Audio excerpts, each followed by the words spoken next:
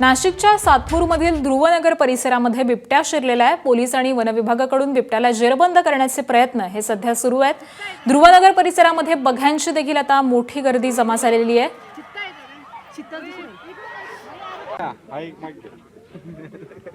सातपूरचा हा सगळा परिसर आहे आणि याच ठिकाणाहून अपडेट जाणून घेऊयात। आमचे प्रतिनिधी मुकुल कुलकर्णी सध्या आपल्या सोबत आहेत।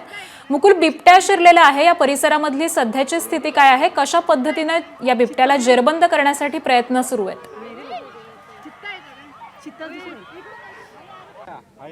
आपण बघतोय नाशिकच्या गंगापूर रोड परिसरातील ध्रुवनगर आहे आणि या ठिकाणी बिबट्या अनेक नागरिकांना दिसला होता। एका घरामध्ये तो लपून बसला अशी माहिती स्थानिकांकडून वन विभागाला, पोलीस विभागाला मिळाली आणि त्यानंतर बिबट्याचं सर्च ऑपरेशन सुरू झालं।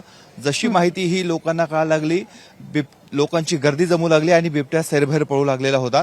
आता एक मैदानासारखा एक मोकळा भूखंड आहे, झाडी झुडपी इथे बरीच आहे आणि या ठिकाणी बिबट्या दडून बसला आहे अशी एक शक्यता लक्षात घेऊन या ठिकाणी सर्च ऑपरेशन केले जाते। त्याचबरोबर जेसीबीच्या साह्याने इथले जी झाडी झुडपी होती ती हटवण्याचं काम देखील सुरू झालंय, जेणेकरून इकडनं बिबट्या दुसऱ्या बाजूला पळून जाऊ शकेल आणि त्याच ठिकाणी पुढच्या बाजूला वन विभागाचे कर्मचारी हे दबा धरून बसलेले आहेत, ते बिबट्याला जेरबंद करण्यासाठी थांबलेले आहेत। त्यामुळे आता जर आपण जेसीबी बघतो आहोत, जेसीबी मध्ये देखील वन विभागाचे कर्मचारी आहेत आणि त्यांच्या सूचनेनुसार जेसीबी कुठल्या बाजूला वळवायचा ती कार्यवाही सुरू आहे।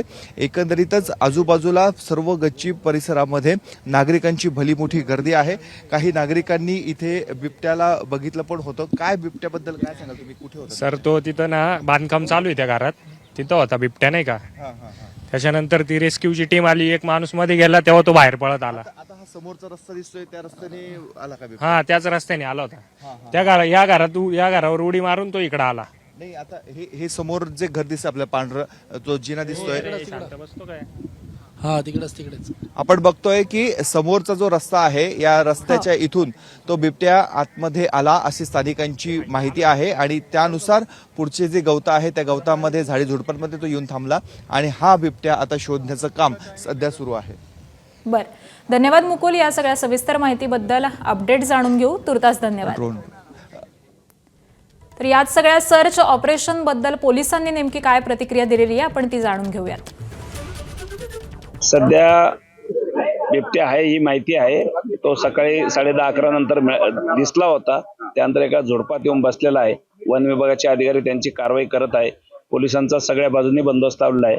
नागरिकांना एक आव्हान आहे की रस्त्यावर गर्दी करू नका या भागामध्ये, त्या दृष्टीने वन विभाग कारवाई करेल, तो बाहेर पळू नये म्हणून कारवाई करत आहे।